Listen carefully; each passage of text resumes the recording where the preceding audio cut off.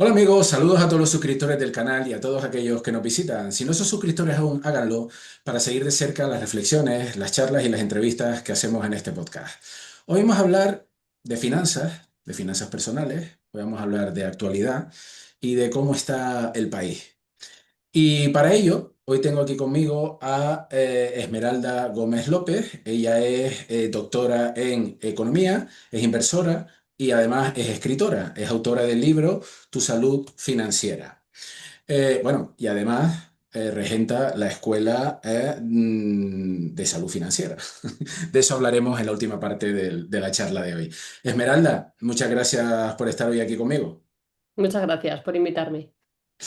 Antes de nada, para los profanos en la materia, ¿qué entendemos por salud financiera?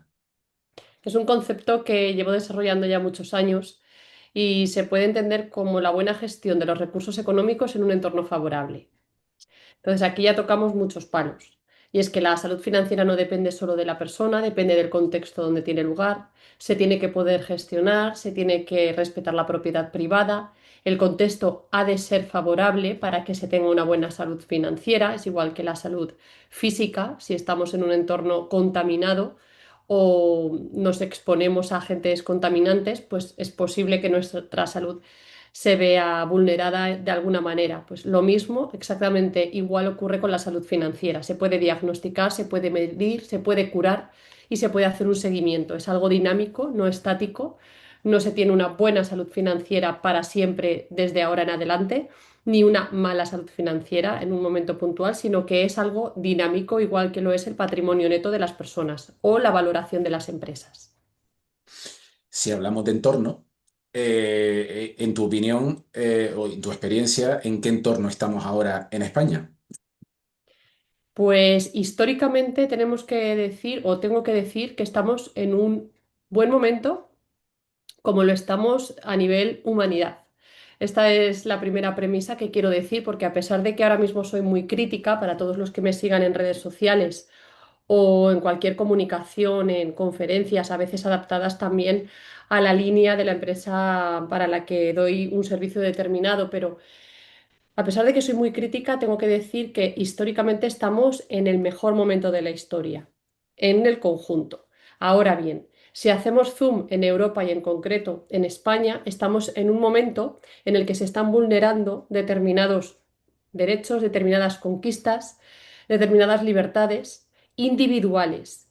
Y es un entorno en el que las distintas normativas que se están llevando a cabo no están sumando en pos de la innovación y de la creatividad empresarial. Y cuando digo empresarial, también aludo a cualquier tipo de creatividad del individuo, trabaje como funcionario o quiera ser investigador académico o lo que quiera.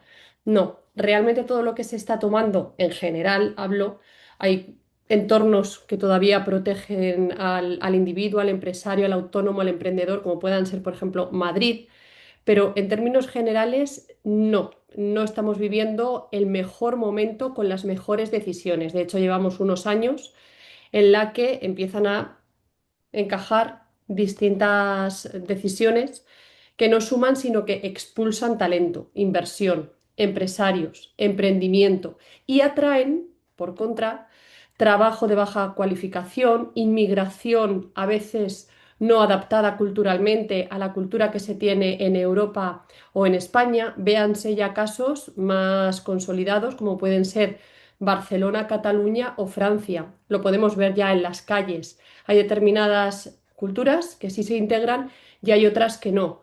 La inmigración abierta, tal y como se ha hecho en las últimas medidas, que por cierto Europa y desde Bruselas han tirado de las orejas al gobierno español con estas medidas, no se puede hacer de una manera irresponsable, se tiene que hacer con un análisis previo y una idoneidad en cultura y en número de inmigración, porque si ya estamos en un entorno tensionado, y sí, a corto plazo ahora mismo estamos en un entorno tensionado, en el que el famoso estado de bienestar está viendo sus días contados, estamos reduciendo en todos los sentidos, en educación, en sanidad, en el sistema de pensiones, en libertades, aumentando en regulación, aumentando en fiscalidad, y bueno, ahora después podemos entrar en detalle, pero como puedo decir, a largo plazo estamos en un buen momento, si miramos en el corto plazo estamos en un momento delicado en el que hay mucha gente muy valiosa que se está yendo de esta geografía a pesar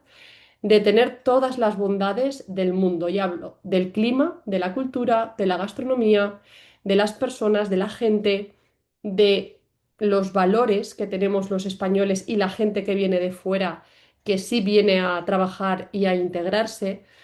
Hablo de que tenemos una riqueza tremenda por la posición geográfica de nuestro país, por la estabilidad climática que tiene también, por la riqueza, en este caso, del turismo. Y es cierto que teníamos antes industria, pero con la entrada a Europa, bueno, pues esta industria desapareció, error, igual que la energía nuclear, error, y ahora mismo Europa se está dando cuenta de que pues ha cometido algunos errores y ahora, como en algunos aspectos, están reculando algunos gobiernos y están tomando medidas, véase por ejemplo en Alemania, en Francia, en Italia, eh, de distintos colores. Pero bueno, si vamos profundizando en algunos aspectos, pues te puedo profundizar o te puedo decir en qué creo que se están equivocando y por qué. Yo, como un ciudadano corriente, pero vamos a suponer que fuera bien pensado, que no lo soy, aún no siendo bien pensado, yo te diría que algunos podrían ser errores, otros son incompetencia y a mí me parece que algunas cosas son intencionadas, porque no se puede ser tan torpe. No se puede ser tan torpe. El caso de la inmigración masiva. No ha funcionado jamás la integración masiva, jamás en ningún sitio a lo largo de la historia. Bélgica está prácticamente perdida, hay zonas de Francia que están prácticamente perdidas y hay zonas de España que están cerca de estar prácticamente perdidas. Entonces, eso se sabía, se sabe y se continúa. Eso hay alguien que lo puede llamar error. Yo no lo creo. Pero en fin, eso al final nos vamos a meter en un lío y yo estoy prácticamente convencido. Te quería preguntar por las causas concretas que a tu juicio están provocando que, como bien decías, hay mucha gente muy válida que se está yendo fuera. Aquí tenemos en España, desde hace unos años para acá, las mayores tasas de recaudación de la historia a nivel impositivo. Pero estamos viendo desde hace fechas recientes que las infraestructuras son un desastre, la sanidad está como está, la educación está como está. Y claro, la pregunta sería, ¿dónde está yendo el dinero? ¿Por qué se está yendo la gente? Bueno, voy a hacer también una reflexión corta y diría que incompleta. Por supuesto, aquí se tocan bastantes sensibilidades, porque hablar en términos generales de algo tan delicado como todo lo que acabas de abarcar en esta pregunta sería, primero, pretencioso por mi parte y erróneo si hiciera afirmaciones. Primero, tengo que resaltar que a pesar de la crítica también y de las mejoras que tiene nuestra educación, tengo que decir que la alfabetización de la humanidad es uno de los grandes logros. Aunque ahora podamos debatir y pulir a otros aspectos como el homeschooling, el adoctrinamiento que hay, por ejemplo, en países como Venezuela, con Supermaduro, los cómics en los que se adoctrina verdaderamente hacia los grandes líderes de una geografía concreta. Tenemos que dimensionar bastante y ser capaces también de valorar lo que tenemos. Entonces, tenemos una educación pública y tenemos una educación privada y las personas, a medida que van aumentando esos grados de libertad y tener dinero dentro de sí mismos para poder elegir, pueden elegir en un sentido o en otro. Otra cosa es que el gobierno actual también haya puesto piedras en el carro de las universidades privadas. El tema Como por el tema de la educación no es solo este gobierno, esto viene de tiempo atrás, los sistemas Sí, educativos y demás. sí, sí, pero quiero resaltar la educación como tal, como algo muy poderoso en la vida de cualquier persona, porque creo firmemente que cuanto más sabe, cuanto más se lee, cuanto más se estudia, cuanto más se cuestiona, las personas se elevan en todos los sentidos y en todos los planos, con lo cual es algo que resalto. Tenemos buenos profesores mal pagados, tenemos un sistema mejorable, pero es un sistema que funciona. Insisto, con todas las críticas que cuando yo ya me siento a tomar un café o con una persona especializada y he hecho una investigación, al igual que investigo dentro de la salud financiera, entonces puedo emitir una crítica muchísimo más sólida. Ahora mismo, en base a esto, por supuesto que tenemos también una sanidad que hay que valorar, tensionada, con médicos muy cansados, porque tengo también mucha gente que trabaja ahí dentro, más allá de lo que nos cuentan las instituciones, porque eso es una cosa y la realidad suele ser otra. Somos, por ejemplo, el país que más donantes de órganos tiene. Tenemos sangre para poder hacer transfusiones. Esto en otros países culturalmente no se da. O sea, no hay sangre para poder operar en otros países, por ejemplo, de América Latina. Entonces, todo esto, insisto, lo tenemos que valorar, dimensionar y cuidar. Ahora bien, ¿cuánto se destina dentro de nuestro país de lo que nos sustraen de forma no voluntaria? Y aquí ya empezamos con la crítica profunda, digamos la más fácil y superficial, porque todo es criticable, cuestionable y mejorable a lo largo del tiempo. Pero ¿cuánto se destina a educación y a sanidad? Bueno, pues si tú miras los presupuestos generales del Estado o lo comparas con el ingreso del país de un año, pues te das cuenta de que no se destina tanto como la gente cree. Lo que pasa es que el mensaje político, y aquí tenemos que saber cómo funciona la política, los políticos per se no son malos, no son malos, no podemos juzgar a nadie nunca. ¿Qué pasa? Que el sistema los convierte de una determinada manera porque el sistema tiene los incentivos erróneos. ¿Para qué cómo está formado el sistema político? Para mantener contenta a una población. ¿Cómo se segmenta esa población? Ahora mismo el 25% de la fuerza votante son jubilados. Bien, pues los políticos lo que hacen es mantener contentos a ese 25% de la fuerza votante, aunque te lleves por delante la economía de las generaciones venideras. La primera crítica grande de nuestro sistema, el endeudamiento que tenemos, la segunda, la fiscalidad, la tercera, la regulación, la cuarta.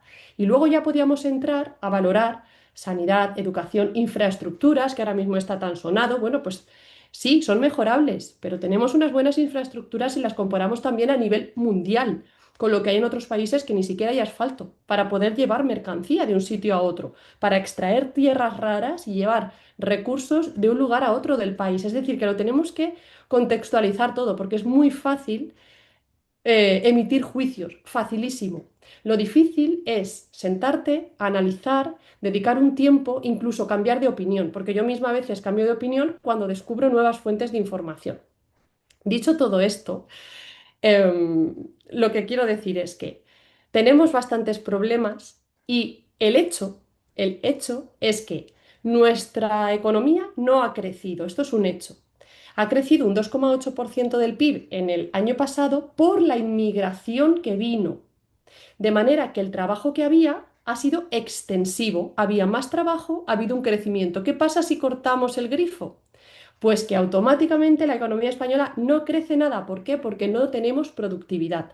España lleva estancada desde el 2019. No somos competitivos. Tenemos muchas bondades, pero no se ha trabajado bien en las políticas que incentiven, una vez más, los incentivos, que incentiven la economía de este país. Eso por un lado. Por otro lado, hay mucha gente que se está yendo.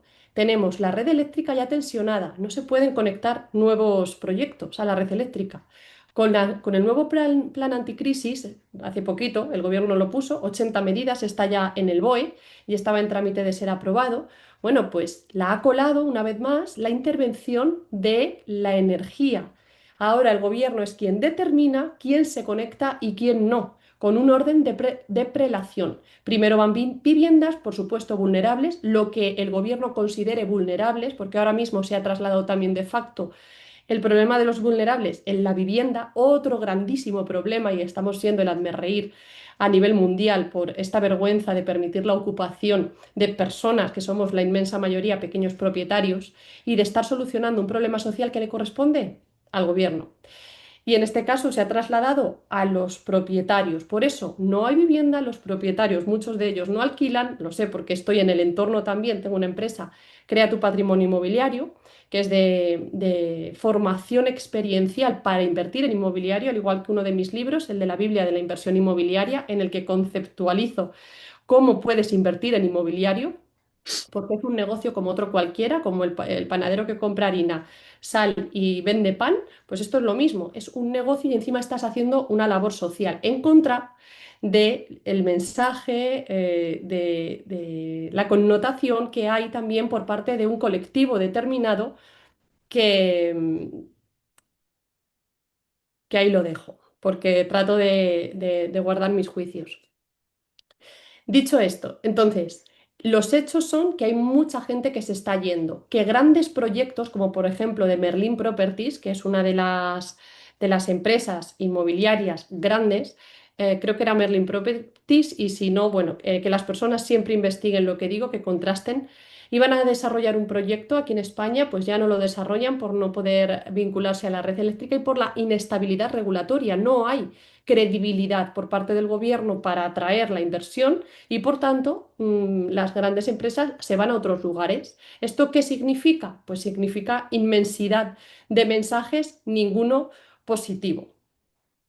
¿Por qué se están yendo los grandes patrimonios? Bueno, pues porque aquí se está confiscando de una manera que no están de acuerdo las personas que lo habitan, porque si estuvieran de acuerdo, pues pasaría como en Suiza, como en otros países nórdicos en los que los impuestos son muy superiores en términos agregados, pero la gente pues a lo mejor no se va, se queda, no lo sé, lo estoy suponiendo como ejemplo, no lo he investigado. Lo que sí estoy viendo aquí que hay un flujo de personas que se están yendo de forma progresiva a otros lugares.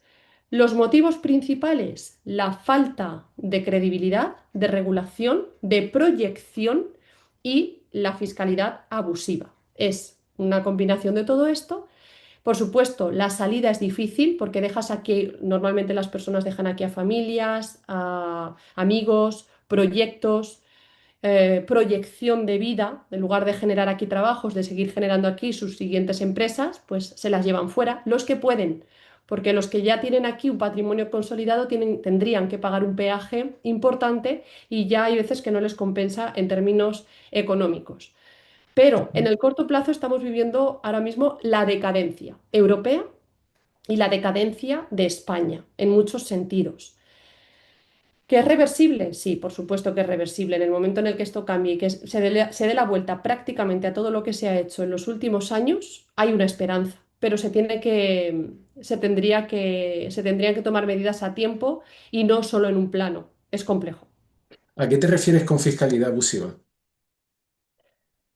Curva de Laffer. Curva de Laffer significa los impuestos que pagas, digamos, en términos agregados, tú como trabajador, lo que paga tu empresa por ti, el coste empresarial, del salario bruto al salario neto. Aquí ya tenemos cotizaciones sociales, IRPF, luego pagamos IVA, pagamos IBI, pagamos impuestos especiales de carburantes, pagamos todo tipo de impuestos, un montón de impuestos. Los impuestos de sociedades. Bueno, en términos agregados, una persona media está trabajando hasta el día 18 de agosto. 18 de agosto, si esto fuera, si la imagen que tenemos fuera el año natural, pues más o menos más de la mitad, un poquito. Hasta aquí está trabajando la persona todo el año para pagar al Estado, de forma no voluntaria. Siempre me gusta decirlo porque si fuera voluntario habría un contrato en el que hay gente que quiere pagar y hay gente que no. No, es una sustracción no voluntaria. Que luego hay una contraparte y se te da igual, sin haberlo pedido, educación, sanidad, tienes derecho a infraestructuras, tienes derecho a tal, pero es una imposición. En ningún momento hay un contrato ni una voluntariedad de pertenecer a un sistema determinado. Esto también quiero dejarlo muy claro. Es el sistema y sé que ahora mismo hay muchas personas que lo están criticando y que les hace a lo mejor plantearse preguntas, pero es una imposición. Entonces, ¿qué es abusivo? Abusivo es cuando el individuo, como esto es subjetivo, igual que la salud financiera, igual que muchos aspectos, igual que los valores de las personas, cuando la persona siente que está dando más o que le están sustrayendo más de forma no voluntaria que de lo que está recibiendo, ahí se considera un abuso, se puede considerar abusiva. Yo estoy diciendo que es abusiva porque conozco mucha economía que ya es sumergida de innumerables patrimonios, innumerables empresarios, innumerables personas que tienen poquito o nada de recursos, están casi todos operando en economía sumergida o véase negra. ¿Por qué? Porque no están de acuerdo con el sistema. Entonces deciden exponerse a las multas, a las penas que pueda haber de operar en una economía, en un sistema paralelo, con todo lo que eso conlleva porque es peligroso, en lugar de pasar por este sistema. La curva de Laffer, como decía, es el punto en el que hay un nivel impositivo en el que en términos recaudatorios se recauda menos de lo que se debería. ¿Por qué? Pues por esta economía sumergida, porque la sociedad decide que hasta aquí y entonces empiezan a operar como ocurre en muchos países emergentes. No hay una economía sólida y normalizada con unas reglas claras, sino que hay una serie de informalidad. Entonces ya no se puede sostener todo según las reglas propias del sistema. Esto es tremendamente peligroso. ¿Por qué? Porque pierde la confianza de las personas en el propio sistema. Y esto, no olvidemos que está basado en la confianza. El dinero no está seguro en entidades, el dinero es una ilusión ahora mismo, no está respaldado por ningún activo. Esto está basado en la confianza y es muchísimo más inestable de lo que la gente cree. Bueno, cree por eso, por esa también ausencia de educación financiera que hay en la sociedad. Por eso hablo de fiscalidad abusiva. Por eso y porque empresas, instituciones, usuarios se están yendo. Y lo que se habla en los corrillos, cuando se habla por detrás de lo que sale en medios de comunicación, es precisamente eso.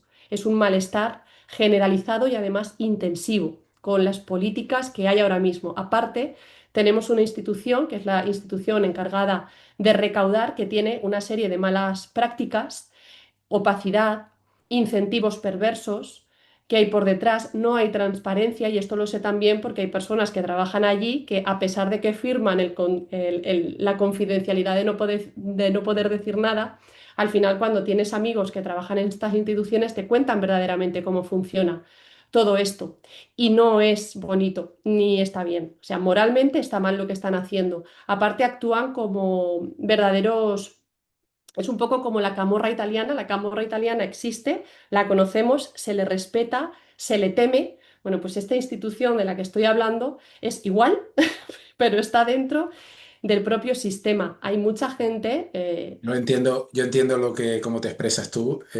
Tu forma es más civilizada que la mía. Yo digo que la Hacienda es una mafia en España. yo no. Yo no, porque sé también, trato de mirar todas las partes y también soy muy consciente de que hay mucha gente, muchos funcionarios, muchas personas que están trabajando en esa hacienda española, como bien la llamas, Sí, pero que sí, al final la institución está cometiendo muchas tropelías. sí, sí, Está eso sí, cometiendo muchas eso es lo que tropelías. estaba Y es igual que en criticando. sanidad y que en educación. Cuando uno dice que la sanidad es un desastre, que Hacienda es una mafia, que la educación tal, no quiere decir que deje atrás que muchos profesionales, pero el sistema no está funcionando y está en claro deterioro. A eso se Sí, refiere uno, no que no haya buenos profesionales. Puede haber gente estupenda, pero lo cierto y verdad es que, por ejemplo, esos incentivos perversos en Estados Unidos están penados con cárcel, lo que se hace sí, aquí en España. sí, Otras haciendas de otros países están asombrados con lo que es la hacienda española. sí, Entonces, ¿qué sí, pasa? sí, Uno cuando habla así, de forma tan bien, es para que la gente entienda en dónde nos movemos. Después uno se puede poner más o menos técnico. Bien, eso me parece correcto. Pero es que al final estamos en un entorno de deterioro absoluto. Entonces tú dices, coño, ¿hay buena gente? Sí, sí, hay buena gente y gente estupenda, pero el sistema está haciendo agua. Y está haciendo agua por dejadez, por incompetencia, por ideología. A mí una de las cosas que más me preocupan de todo esto, Esmeralda, es la ideología. ¿por qué? Porque, ¿En qué sentido te preocupa la ideología? porque la ideología, cuando la antepones a todo lo demás, nunca acaba bien. Nunca acaba bien en nada. En lo largo de la historia, jamás ha acabado bien en nada. Si tú los criterios técnicos los dejas atrás, si tú los criterios morales los dejas atrás y solo importa la ideología, esto no va a tener buena solución, de ninguna manera. Ahí Y también hay voy a gente, discrepar porque tiendo a discrepar, igual que tiendo a ver, como bien estás diciendo, distintas partes. O sea, intento leer siempre ujú, el mapa completo y de ver no todo blanco o no todo negro, sino que siempre hay matices, hay grises y es todo mucho más complejo de lo que parece. Pero a lo que voy es, mira, te voy a contar una cosa que estaba... incentivos como este es como la hiperinflación que se ha tenido en Argentina en estos últimos años, antes del cambio de gobierno a Milei, que estamos viendo también una transformación que está siendo ahora mismo objeto de observación, que va a ser caso de estudio de libros de la historia. Bueno, Y yo confío. hay quien dice que está vendiendo Argentina a los americanos, pero en fin. Bueno, opiniones hay de todo, pero a lo que voy es, esa hiperinflación, cuando yo daba clase en la universidad y había argentinos, porque siempre tengo gente de distintos puntos del mundo, era fascinante ver cómo los argentinos tenían, y yo siempre lo decía, si yo tuviera que contratar a alguien para hacer trading de Forex, sería un argentino.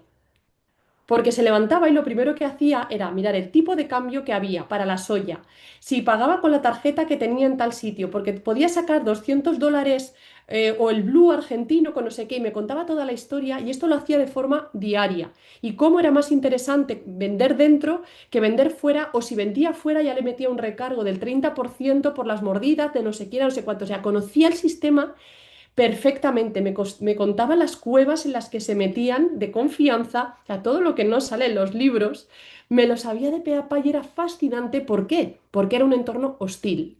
Nosotros ahora mismo en España estamos viviendo, y coincido, un entorno hostil en términos fiscales. Pero la invención y la reinvención que estamos teniendo muchísimas personas, todo dentro de la legalidad, es brutal. Y cuando te mueves en círculos, en comunidades, estés dentro de España o estés fuera, la invención y la inventiva es brutal. El conocimiento, cuando tú te formas y los grados de libertad y la sed de libertad con la que vamos trabajando cada uno de nosotros para proteger y preservar lo nuestro en contra o por encima de todo lo que pueda venir, es brutal. Entonces, este es el mensaje que le quiero transmitir a las personas, que sí, estamos en un entorno difícil, estamos en un entorno de decadencia, pero es que esto, para mí, y lo estoy viendo, es el motivante, es el detonador que nos está llevando a aprender cómo hacer autocustodia, cómo invertir en distintos tipos de activos, cómo mover activos de aquí para allá, absolutamente todo lo que la fiscalidad y toda la normativa, cuando te hagan una paralela injusta y te traten como a un delincuente injustamente, tienes que contestar. Haces amigos hasta en el infierno, porque hay que tener amigos hasta en el infierno. Tienes amigos dentro de la hacienda, buenos abogados, tienes buenos fiscalistas y empiezas a construir un sistema que te proteja, igual que hacen los altos patrimonios, de instituciones que por lo que sea, en un momento histórico determinado, están degeneradas y enfermas. Y hasta que se produzca su sanación de forma natural o por la fuerza, pues tenemos que aprender de esta manera. Se aprende por las buenas o por las malas, pero es que las malas, históricamente, y lo sabemos también en la vida, son muy buenas para aprender.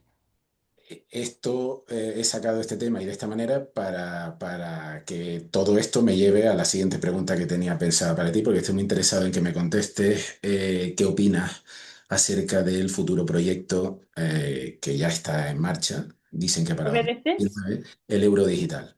Sí, sabía que la Porque pregunta. todas estas prácticas de la economía sumergida, yo es que soy de la opinión de que ante la injusticia uno sí tiene que buscar la vida, tiene que tener inventiva y tiene la misión y para mí el deber de luchar contra ella, ¿vale? Sí.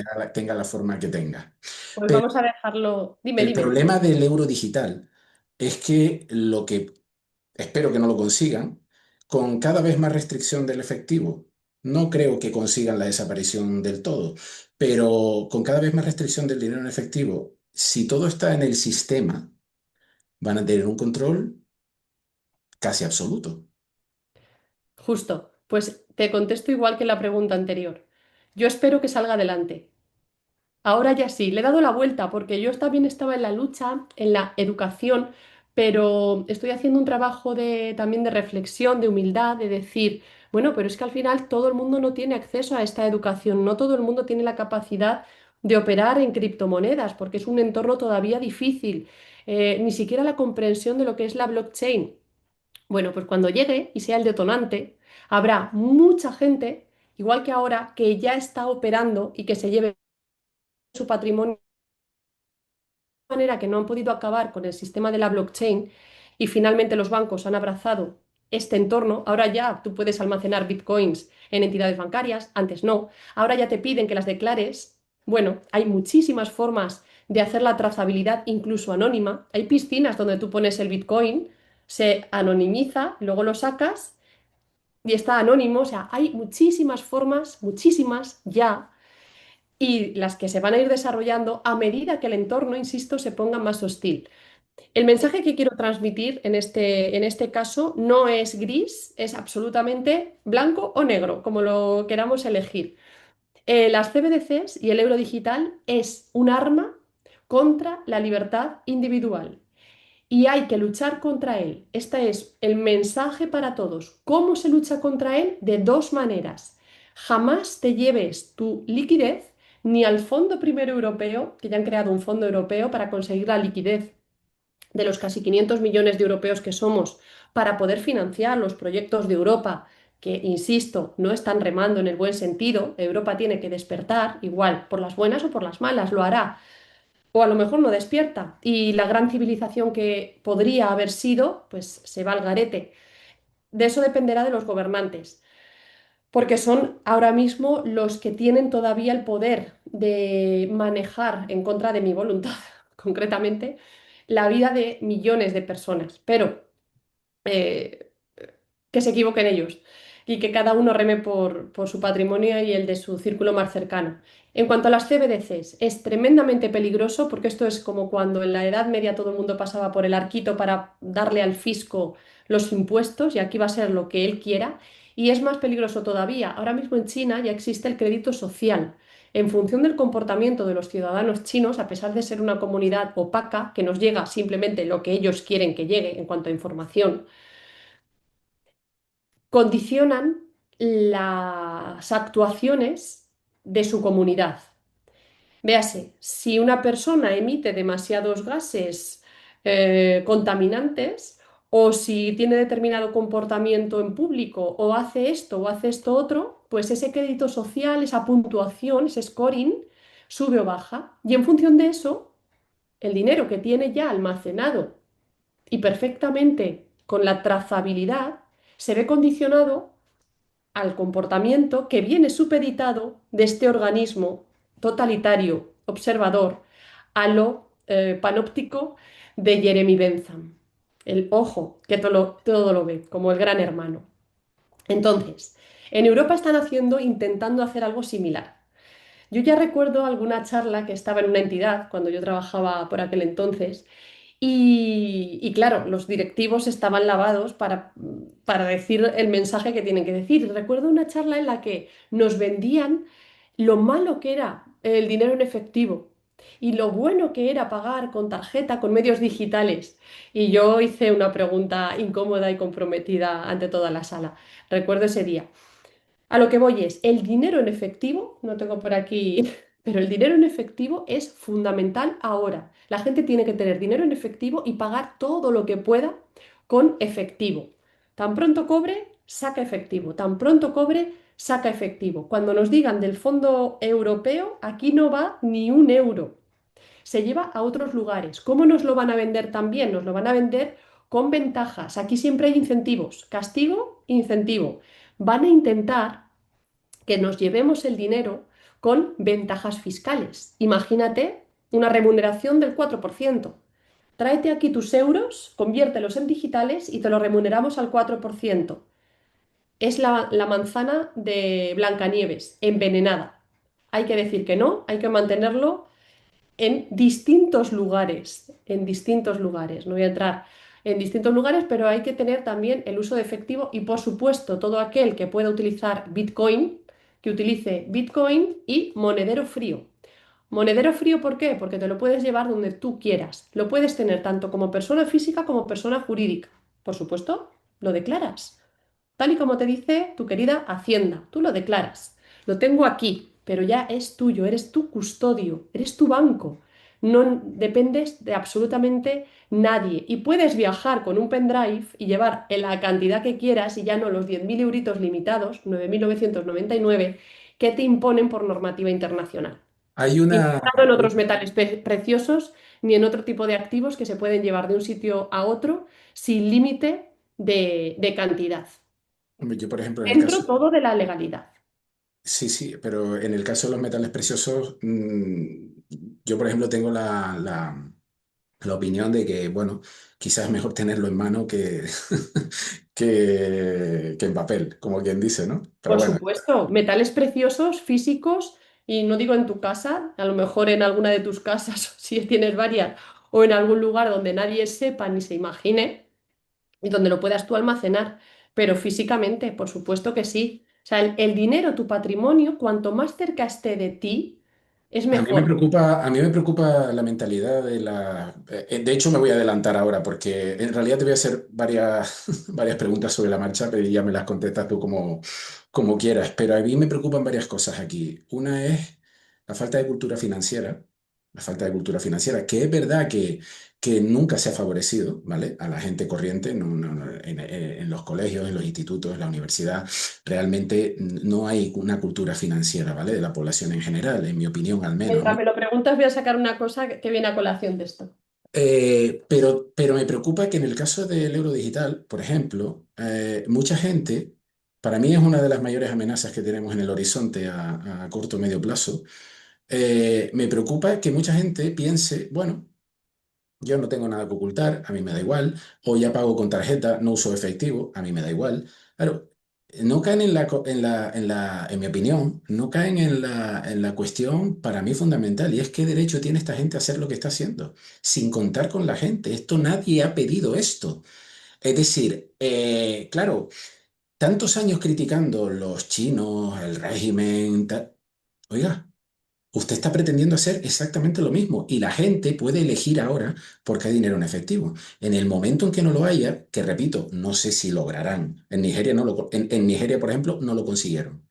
Esto de las monedas digitales, imponerse al efectivo, en Nigeria no lo consiguieron. Y claro, este conformismo social, yo no sé si por ignorancia, por no querer entrar en... Es que no lo sé. Es preocupante, es preocupante.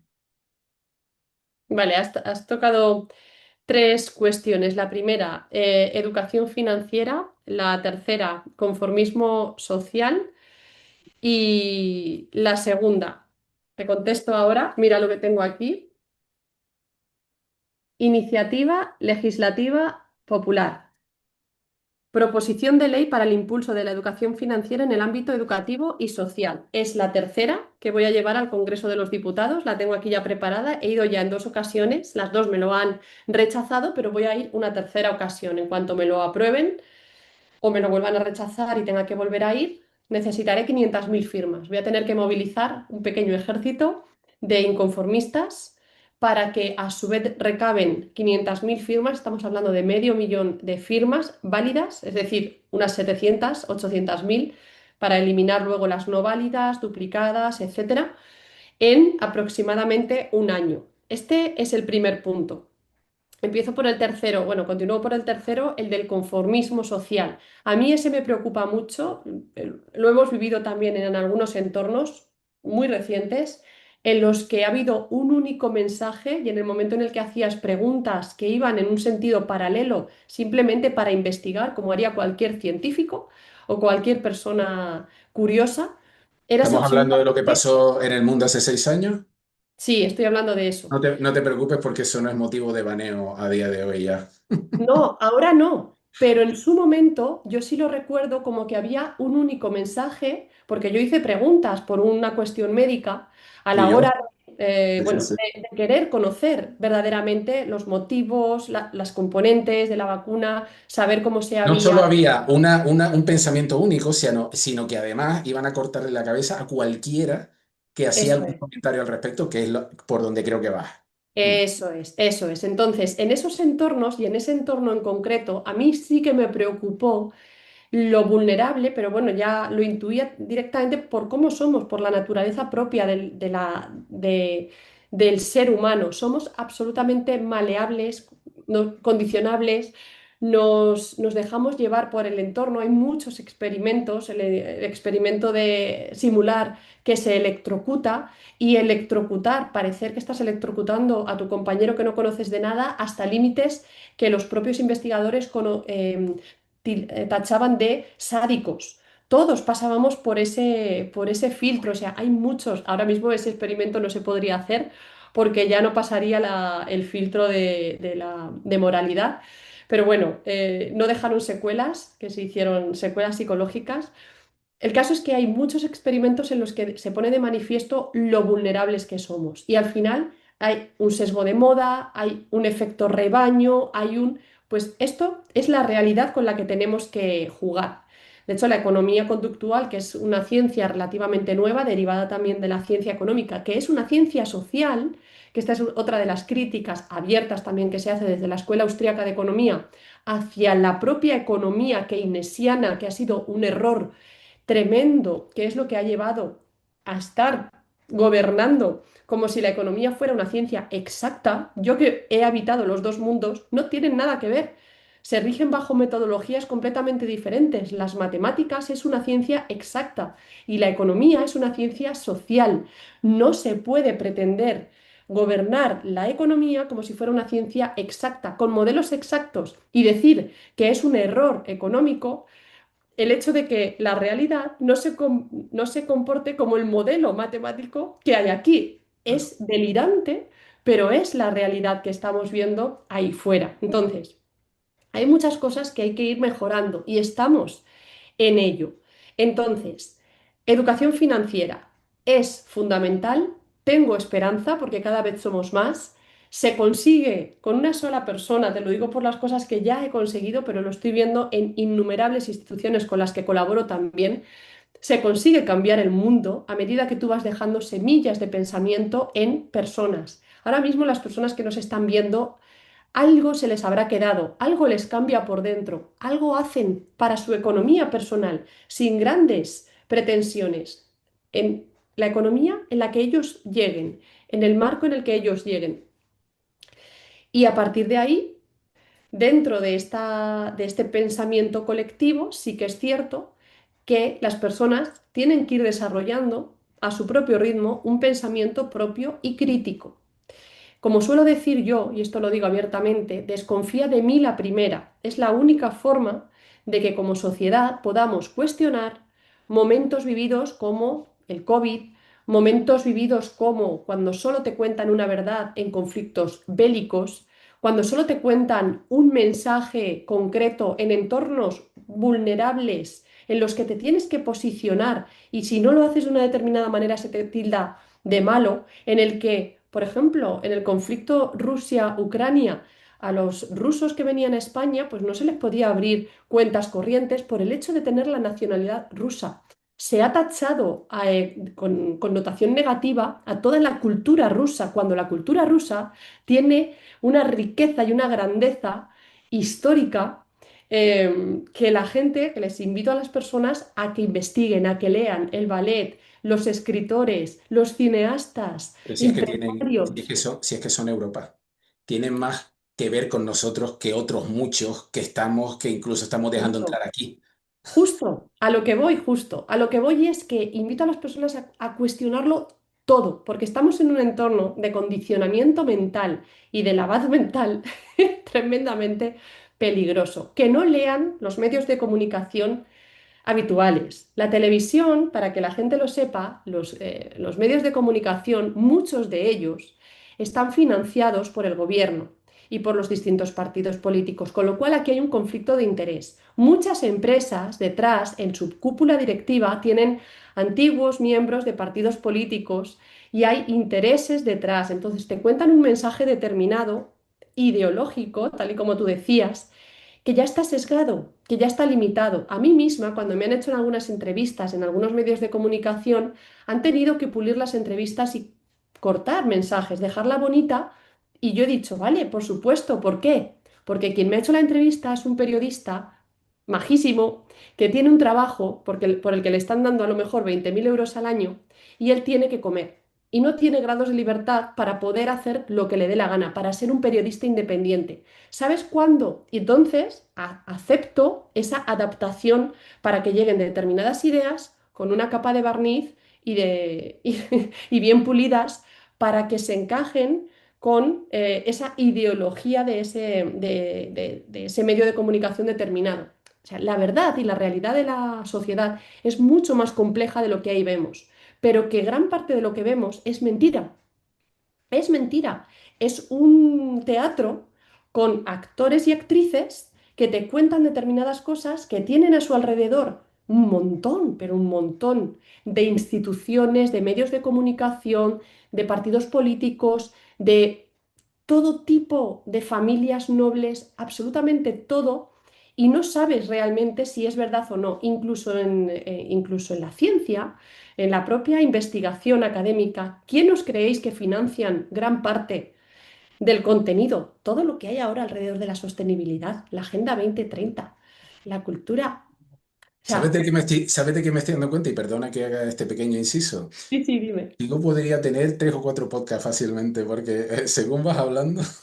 Lo bueno, si breve, dos veces bueno. Esto es como los perfumes y además también lo he visto. Pero hace no demasiado tiempo le escuché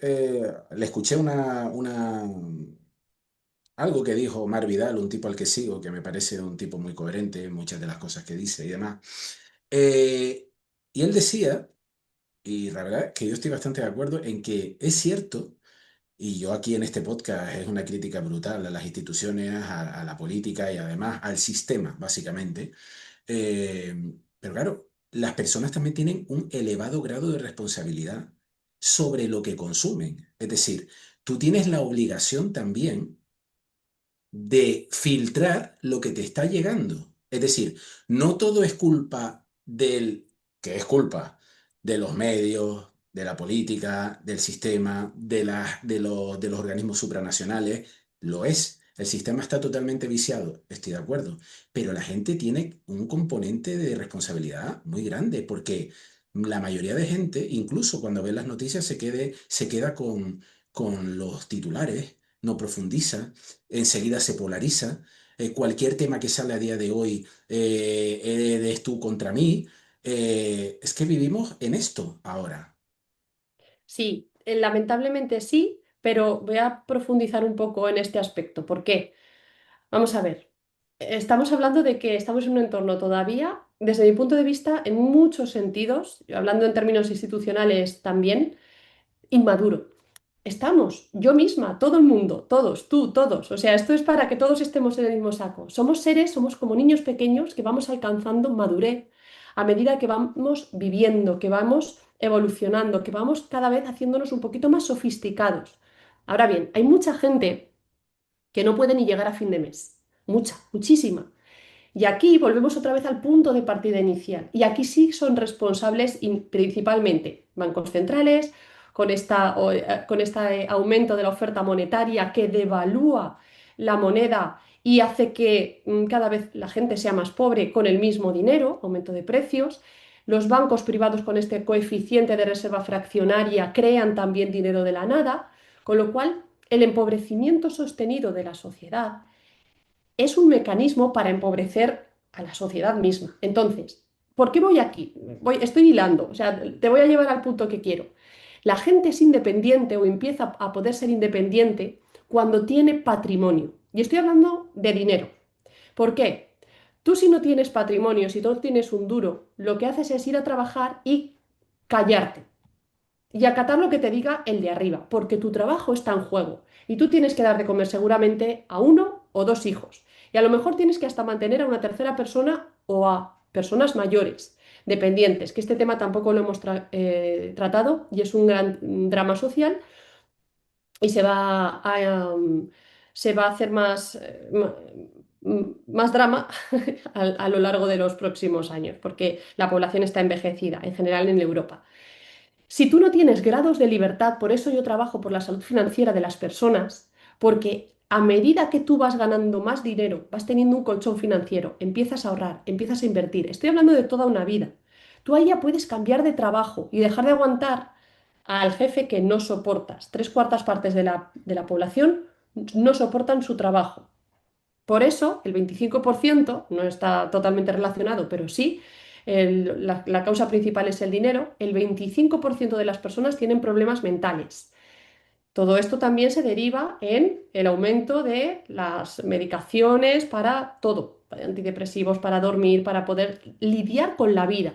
¿Tú te crees que personas que tienen que ir a pedir a los bancos de alimentos porque no llegan a fin de mes, personas que no tienen para nada, tienen que pagar las facturas, gente a la que le han ocupado su casa, una casa que tenía, se la han ocupado y ahora tienen un problema, pero mental, estoy hablando psicológico, ya no solo el económico, por supuesto, además fomentado por todas estas instituciones que hemos tratado, o sea, jóvenes que se tienen que ir de aquí porque no van a cobrar la pensión tal y como está hoy constituida, que tenemos la mayor tasa de paro de la Unión Europea de los jóvenes, de menores de 25 años, la mayor tasa de pobreza infantil, una de las mayores tasas de empleo, de desempleo de la Unión Europea. Todo está distorsionado. Hay gente de baja, hay gente que cada vez hay más inscritas en el ingreso mínimo vital, que ahora mismo acaban de abrirlo también a los autónomos. Es decir, tenemos un jaleo de país que estoy viendo que desincentiva el trabajo, que expone la propiedad privada, que permite y protege la ocupación, que expulsa talento y atrae, no sé, yo estoy viendo, pero estoy viendo algo digno de ser contado en un libro, en una película distópica y surrealista. Bueno, tenemos un taquillazo de Santiago Segura, no subvencionada que ha sido un taquillazo con muchísimos millones de visitas ya al cine, que es una parodia de lo que estamos viviendo. Yo no he ido todavía a verla, pero lo tengo pendiente, es que no tengo tiempo. Y bueno, todo esto, ¿por qué te lo digo? Ha recaudado más que todo el cine español el año pasado. Sí, ahí también podríamos hablar también y criticar, pero bueno, Tremendo. no voy a entrar en todos los terrenos, vamos a dejar algunos fuera, porque yo soy un amante también de la cultura, del arte y de esa sofisticación de las personas, pero bueno. A lo que voy es, las personas se pueden preocupar de cuestionar, de dedicar tiempo cuando tienen energía, pirámide de Maslow, lo más básico, cuando tienen energía y tienen la base cubierta. Por eso la economía es la clave para poder dejar a esa pareja con la que no quieres estar, para poder cambiar de trabajo y encontrar uno que por lo menos no te desgaste energéticamente al terminar el día. Y poco a poco empezar a elevarte para ahora sí, entonces, cuando tú te tumbes en el sofá, harto de haber pasado el día, la inmensa mayoría sigue viendo la televisión, cuidado también con lo que se consume, ahora ya lo empiezo a hilar con lo que tú decías, la inmensa mayoría de lo que hay es basura, pero la inmensa mayoría. Y directamente, si yo no estoy aquí aportando nada, lo siento, pero soy así de directa, la gente tendría que cortar, esto lo digo también muchas veces en mis redes, no me dediques tiempo cuando no hay una aportación. Yo pienso que la gente no debería ver la televisión. Es que es así. Yo no la veo. Bueno, hay algún canal. Y muchísimo menos los noticiarios. Hay, Muchísimo menos los noticiarios. Yo no la veo desde pequeñita, pero por otros motivos. En general, la gente tendría que ser más selectiva con absolutamente todo lo que llega a su cuerpo, mente, intestinos y con lo que oigo, con las personas de las que me rodeo. Absolutamente tendríamos que ser mucho más selectivos. Yo suelo decir que soy muy selectiva a lo largo de la vida y me alegro de ello, pero es cierto que hay que aprender a decir que no. Entonces, una vez que tenemos todo esto cubierto, ya podemos cuestionarnos, pero falta mucho recorrido para poder llegar a que toda esta masa llegue a cuestionar, a decir que no, a preocuparse por los productos que se está pidiendo a través de Internet, qué consecuencias tiene, de dónde viene, hay explotación infantil o no, porque recordemos también que la explotación infantil es una de los grandes negocios que hay en el mundo y no se habla tampoco de ello de manera abierta. Y es un negocio que mueve fortunas. Y esto está pasando hoy, ahora mismo está pasando. Entonces, vamos a empezar a dimensionar, a cuestionar, a investigar, a leer más allá de lo que nos cuentan ahí fuera, porque juegan también mucho al despiste. Y Internet, vuelvo a esto, es un lugar que permite, dentro de que hay muchísimo, muchísimo, muchísimo donde elegir, pero te permite encontrar a entes, personas, instituciones independientes. ¿Cuándo son independientes? Bueno, pues no es fácil, pero Muy cuando sus fácil, muy fácil. incentivos están claramente definidos. Yo cuando estoy aquí, ¿yo qué incentivos tengo hoy, por ejemplo? Pues mira, yo vengo a hablar de mi libro, literalmente. Aquí está mi libro. O también doy asesoramiento y por el asesoramiento cobro una tarifa. info@esmeraldagomezlopez.com. Luego tengo también distintas empresas con las que doy conferencias, soy embajadora de marca. Esos son mis incentivos. Pero tengo la fortuna, hasta el momento, de poder hablar de forma libre de muchísimos temas, manteniendo también la apertura mental de saber que me dirijo a muchas personas, que esto también lo he ido aprendiendo. No es lo mismo hablar ante directivos que ante personas que no tienen estudios. No es lo mismo estudiantes y jóvenes, que es un mundo que yo estoy descubriendo ahora, porque yo ya estoy casi casi en los 40, aún estoy en los 30, pero no es lo mismo los jóvenes que personas que se van a jubilar ya. No es lo mismo mujeres, por mucho que le pese este mensaje a un colectivo de la sociedad, que hombres. Somos dos colectivos diferentes y las finanzas se gestionan diferentes. Para empezar, vivimos más años y tenemos hijos hasta la fecha, aunque ya existen los vientres también los vientres artificiales, no Bueno, en hay España gente ni que en pretende que Europa. los hombres tengan hijos, o sea que, en fin. No, no, no, somos diferentes. Entonces son colectivos diferentes y dentro de estas diferencias los mensajes llegan con un filtro determinado. Y esto también lo he ido aprendiendo yo con el tiempo. Por eso cuando escribo libros conceptualizo y aquí las matemáticas me han servido muchísimo y trato de dirigirme con el mensaje del interlocutor. No es lo mismo dar una conferencia entre 1000 personas que estar en un podcast tú a tú. Yo ahora mismo estoy completamente pendiente de todos los mensajes que estoy diciendo, de las implicaciones que puedan tener cada uno de ellos, de quién nos está viendo, de quién nos está viendo.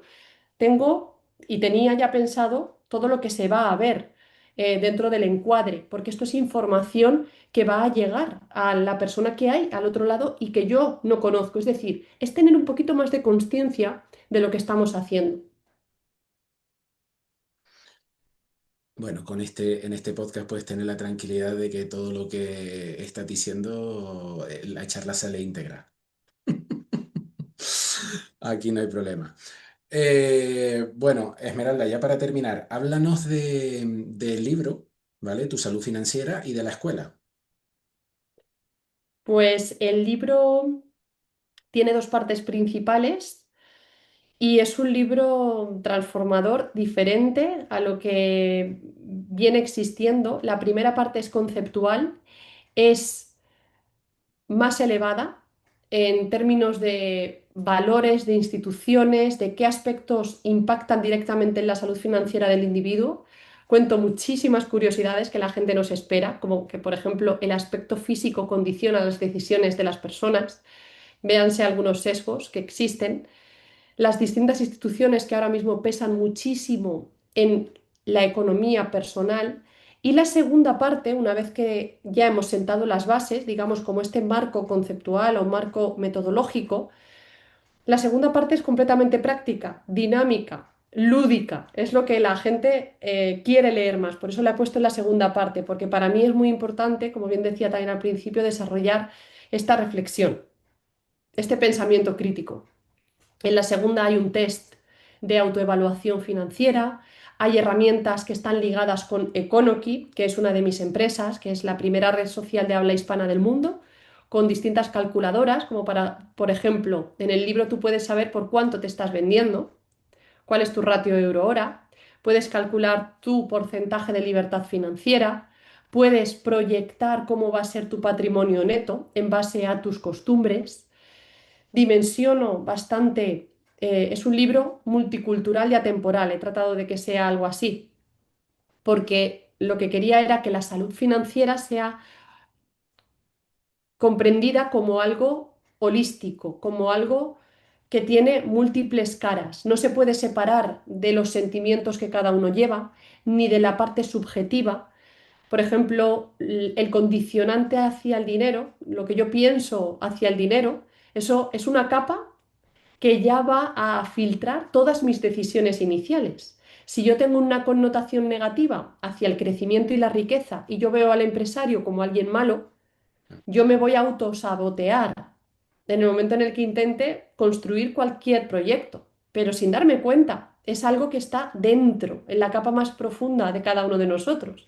Entonces el libro te reconfigura, yo también te reconfiguro. En las redes sociales te voy condicionando y te voy preparando para que pienses en grande, pero en grande desde tu mundo pequeño, porque todos tenemos aparentemente mundos pequeños, pero podemos hacer grandes cosas desde donde estamos, lo garantizo.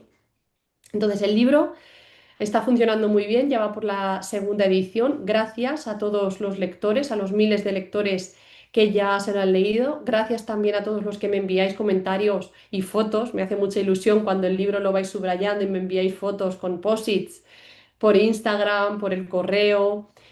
Estoy siempre a disposición de las personas, es decir, cualquier pregunta que pueda haber rápida o cualquier cuestión, pues info@esmeraldagomezlopez.com pueden contactar conmigo. Y luego tengo la Escuela de Salud Financiera, que es un proyecto que he escalado porque no doy abasto para atender todos los mensajes o todas las sesiones que pueda tener con las personas, pues este entorno es una escuela donde hay cursos bajo demanda. Por ejemplo, acabamos de subir uno que es Finanzas para Artistas. ¿Por qué? Pues porque el colectivo de artistas, hablando de distintos colectivos con distintos pensamientos, es un colectivo en general al que no le gusta el dinero. Y eso lo tengo que entender. ¿Por qué? Porque tengo una alumna que viene de Australia, saludos, y me ha contado cómo la percepción de los artistas hacia el dinero. Bueno, tengo también muchos amigos que trabajan en teatro, en cine, en el mundo del arte. Y es cierto, es un mundo árido. Las finanzas, la economía, el dinero, es aburrido, es tedioso, es un rollo. Entonces he creado un curso para que los artistas, los que trabajan, puedan emitir facturas de todo tipo, puedan hacer un presupuesto sabiendo que tienen valles y barbechos, que no es una economía estable como puede ser la de un funcionario, que no es una economía como puede ser la de eh, como puede ser la de un deportista de élite, quería decir, que puede tener una intensidad alta e ingresos altos durante un periodo y luego desaparecen. Bueno, entonces, he creado el curso de bolsa, estamos creando uno de análisis fundamental, hay uno de cómo funciona el Estado, o sea, hay muchas formaciones dentro de la escuela, luego tenemos un muro donde vamos hablando dónde mover el dinero en función de todo lo que está pasando. Bueno, pues en los últimos momentos, con el corte del estrecho de Hormuz, con la subida de la gasolina, con los incentivos que había a la subida de la gasolina, sabiendo que el 50% son impuestos de lo que se pagan en carburantes. Cómo funciona un poco también la macroeconomía, la geopolítica, las decisiones que se toman en Brasil, cómo impactan en Europa y en concreto en el país en el que tú estés residiendo, la doble fiscalidad, o sea, absolutamente educación financiera, pero bajo demanda. Eso es la Escuela de Salud Financiera. Pues muy bien, Esmeralda. Muchas gracias por haber estado hoy aquí conmigo. Y, en fin, espero que quieras volver al podcast en algún momento. Gracias por la labor y por haberme invitado. Venga, un saludo. Saludo a todas las personas que nos ven. Chao.